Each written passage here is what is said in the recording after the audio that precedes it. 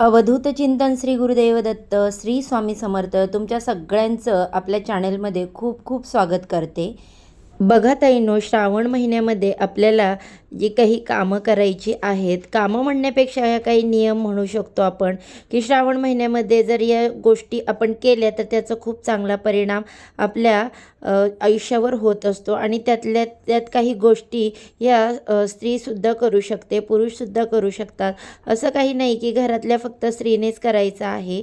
तर बघा, संपूर्ण वर्षामधला सगळ्यात पवित्र महिना श्रावण महिना मानला जातो. आणि या महिन्यामध्ये बरेचसे लोक भरपूर व्रत, उपासना, काही काही पारायण वगैरे करत असतात. तर त्यामुळे आपल्याला, समजा तुम्ही काही पारायण वगैरे करताय तर त्याचं तर तुम्हाला या महिन्यामध्ये केल्यामुळे पुण्यफळ मिळतच असतं. त्याचबरोबर आपल्याला या महिन्यामध्ये काही उपाय करायचे असतात, काही महत्त्वाच्या गोष्टी केल्यानंतर मग आपल्याला त्याचं चटकन फळ मिळतं. बघा, बऱ्याच महिला श्रावण महिन्यामध्ये सोमवारी उपवास करतात, गुरुवारी, शुक्रवारी, शनिवारीसुद्धा उपवास करतात. आणि या महिन्यामध्ये उपासना केल्यामुळे आपल्याला त्याचं खूप शुभ फळ आणि चांगलं फळ मिळतं, त्वरित फळ मिळतं. श्रावण महिना म्हणजे आपल्या महादेवांचा महिना आपण म्हणून ओळखला जातो. तर या महिन्यामध्ये महादेवांची उपासना केल्यामुळे आपल्या जीवनामधल्या, आपण आपल्या जीवनात जे काही कष्ट करतो त्यासोबत नशिबाची साथ मिळते. फक्त महादेवांची उपासना करायची, हे व्रत करायचं, पारायण करायचं आणि कष्ट करायचं नाही, तर अजिबात करायचं नाही. आणि देवाला म्हणायचं की हे व्रत करते मी, माझं कर्ज फिटू दे. कसं काय होणार आहे हे सांगा बरं. आपल्याला कष्ट करायलाच पाहिजे, पण त्या कष्टासोबत नशिबाची साथ मिळण्यासाठी आपल्याला काही उपाय करायचे असतात. आणि या महिन्यामध्ये आपल्याला सेवा करायच्या असतात.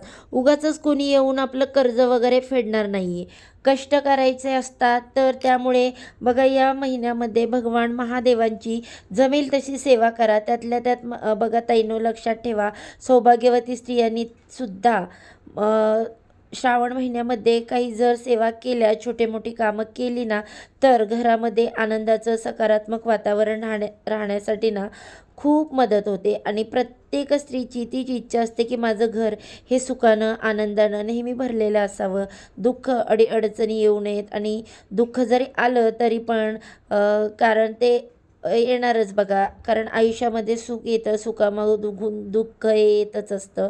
तर दुःख आलं तर ते आपल्याला तारून नेण्याची ताकद आपल्यामध्ये आली पाहिजे, त्यातूनच मार्ग मिळाला पाहिजे. त्यासाठी आपण सेवा पारायण करत असतो. आता सगळ्यात पहिलं म्हणजे काय करायचं की श्रावण महिन्यामध्ये महादेवांची पूजा आपण करतो, पण त्याचसोबत काही इतर देवांची सुद्धा पूजा करायची. जसं आपल्या कुलदेवीची पूजा करायची आहे. कुलदेवी आणि कुलदैवत यांना विसरून चालत नाही. या पवित्र महिन्यामध्ये बघा, बरेचसे लोक वैभव लक्ष्मीचं व्रत करतात, त्यानंतर कुलदेवीची सेवा केली जाते, दुर्गा सप्तशतीचा पाठ केला जातो, मल्हारी सप्तशतीचा पाठ केला जातो. तर बघा, तुम्हाला जर तुमच्या मिस्टरांना शक्य असेल तर तुम्ही सुद्धा मल्हारी सप्तशतीचा पाठ श्रावणामध्ये त्यांना करायला सांगू शकता. याआधी पण जर त्यांनी केला असेल आणि आता करायची इच्छा असेल तरी पण ते करू शकतात. यामुळे जीवनामध्ये सुख, समृद्धी, वैभव प्राप्त होते. म्हणून फक्त महादेवांचीच पूजा करणं असं नाही, पण आपल्याला कुलदेवीची आणि कुलदेवतांची सेवा झालीच पाहिजे. तर दुर्गा सप्तशतीचा पाठ, मल्हारी सप्तशतीचा पाठ कसा करायचा याचे सुद्धा व्हिडिओ आपल्या चॅनेलवरती आहेत. त्यानंतर श्रावण महिन्यामध्ये गणपती बाप्पांची सुद्धा उपासना करायची असते.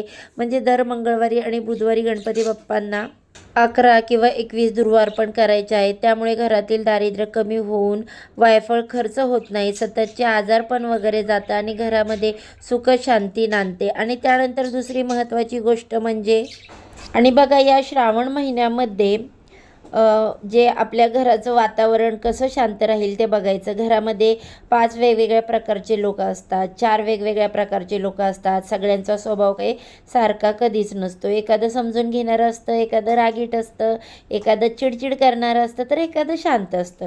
त्यामुळे या श्रावण महिन्यामध्ये आपल्याला जर या दिवसांच्या सगळ्या दिवसांचा फायदा करून घ्यायचा असेल ना, तर घरामध्ये वादविवाद, कटकटी, भांडणं कशी होणार नाही याची सगळ्यांनी काळजी घ्यायची. कारण एका हाताने टाळी वाजत नाही.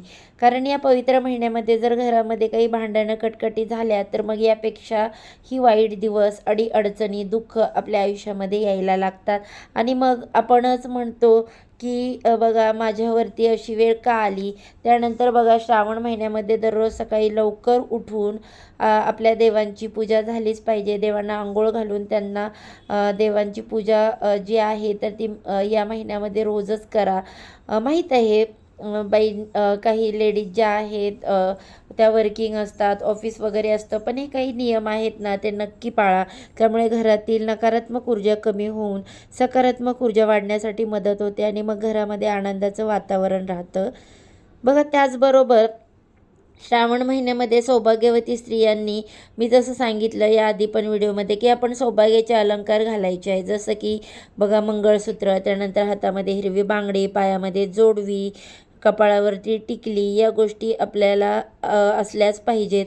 किती पण आपण बघा मोठ्या कंपनीमध्ये ऑफिसमध्ये कामाला असू पण या नियमांचं पालन आपल्याला करायचं आहे. तुम्ही फॅशन पण करा मी म्हणत नाही, पण त्याचबरोबर आपली संस्कृतीसुद्धा जपली पाहिजे.